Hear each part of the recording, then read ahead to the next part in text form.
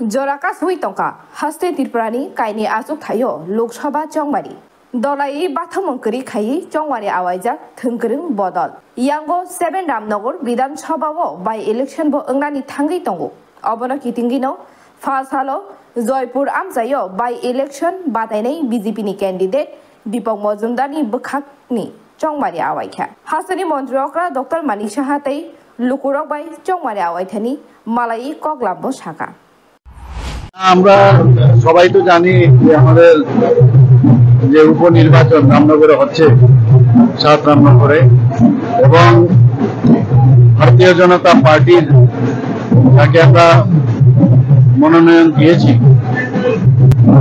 এই শুধু অত্র এলাকায় নয় সমস্ত ত্রিপুরাবাসী জানে কিরকম সজ্জন ব্যক্তি এবং কাজের ব্যক্তি আগরতলা মিউনিসিপাল কর্পোরেশনের উনি মাননীয় মেয়র এবং কাজের মাধ্যমে উনি কিন্তু মানুষের হৃদয় জয় করে নিয়েছে।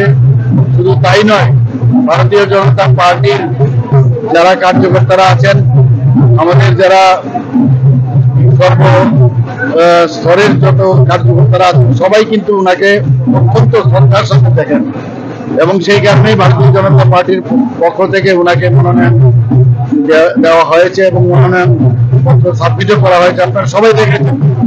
এবং আগামী 19 এপ্রিল এখানে যে আমাদের পশ্চিম আসনের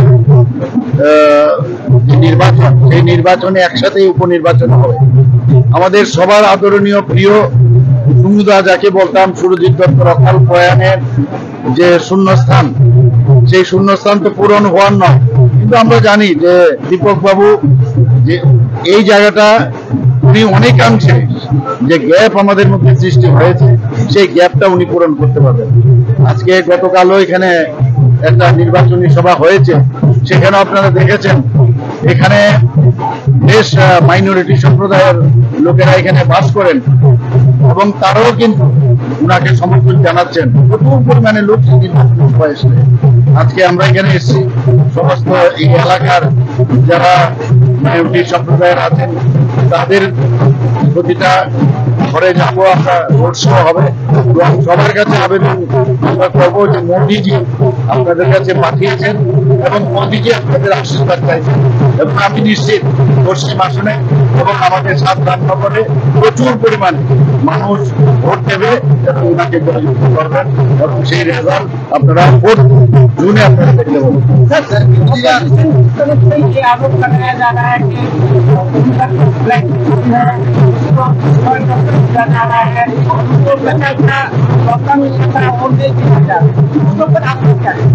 उनके पास कोई इशू है नहीं अभी, खाली कांग्रेस भवन में या सीपीएम के भवन में, और सीपीएम का लीडर जो है कांग्रेस भवन में पहुंच जाते हैं और सीपीएम का लीडर कांग्रेस का लीडर सीपीएम का भवन उनका जो ऑफिस है वहां पहुंच जाते हैं और बैठे बैठे खाली आप लोगों को बुलाते हैं और वहां पर अपना खाली प्रेस कॉन्फ्रेंस ही करते रहते हैं।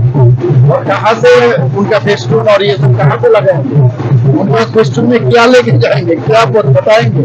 उनके पास कोई इशू है नहीं है, खाली फोटो छपाने से कोई कुछ काम नहीं होगा।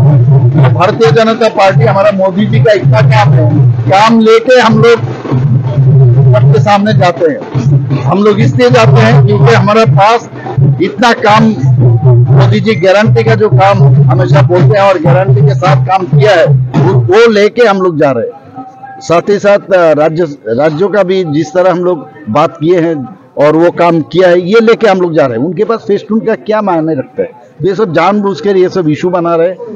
हमारे तरफ से तो कोई दिक्कत नहीं है, हम तो अपना जो सीधा हम लोग चलने वाले आदमी हैं और जनता के लिए काम करना चाहते हैं, उस दिशा पर हम लोग जा रहे हैं। सर বিরোধীরা আরেকটা প্রচার করছে যে ঘরে ঘরে যাচ্ছে তারা ভোটের জন্য, সেখানে গিয়ে বলছে যে যদি বিজেপি আসে মানে মুসলমান যারা রয়েছে মাইনরিটি তাদেরকে পুনরায় বাংলাদেশ পাঠিয়ে দেওয়া হবে। সেই বিষয়ে এগুলো দেখুন আগেও বলেছে ওরা, 2018 সময় বলেছে, আবার 2019 সময় বলেছে। এখানে মাইনরিটি কোথায় চলে গেছে আপনারা বলুন।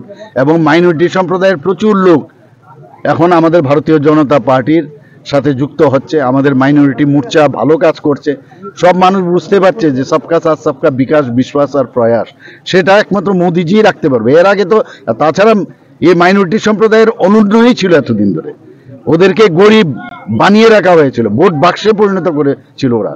কিন্তু এখন কিন্তু আমরা যেটা মোদিজি বারবার বলছেন, সব সম্প্রদায়কে আমরা নিয়ে আমরা যাতে ডেভেলপ করতে পারি, তাদের আর্থসামাজিক উন্নয়ন করতে পারি, সেই দিশায় বিভিন্ন স্কিম আছে। এদেরকে প্রি মেট্রিক, পোস্ট মেট্রিক যারা ছেলে মেয়েরা আছে তাদের পড়াশোনার জন্য সেখানে আমরা সেইভাবে অনুদান দেওয়া হচ্ছে, ওনারা সামনের দিকে যাতে এগিয়ে যেতে পারে তার জন্য মোদিজি বহু স্কিম করেছে, আমরাও প্রচুর স্কিম করেছি। তাহলে এইগুলো বলে লাভ হবে না। এবং মোদিজির আজকে G20-তে আপনারা দেখেছেন সমস্ত জায়গায় যেখানে আমাদের মুসলিম কান্ট্রিগুলো, সেখানেও মোদিজিকে সবাই সাদরে আহ্বান জানাচ্ছেন, সাদরে ওনাকে সম্মান দিচ্ছেন, আপনারা দেখছেন। তো এইগুলো বলে কোনো কাজের কাজ কিচ্ছু হবে না। আর মানুষ বুঝে গেছে যে মোদিজি একমাত্র দেশকে রক্ষা করতে পারবে, ধর্মীয় স্থানগুলো রক্ষা করতে পারবে এবং আর্থসামাজিক উন্নয়ন করতে পারবে, সেই দিশায় আমাদের কাজ করছে। এইসব বলে কিছু কাজের কাজ কিচ্ছু হবে না, এতটুকু আমি বলতে পারি। আগরতলা নিসিমি প্রণামী কক্ষ, ব্যুরো রিপোর্ট, খুমপুই।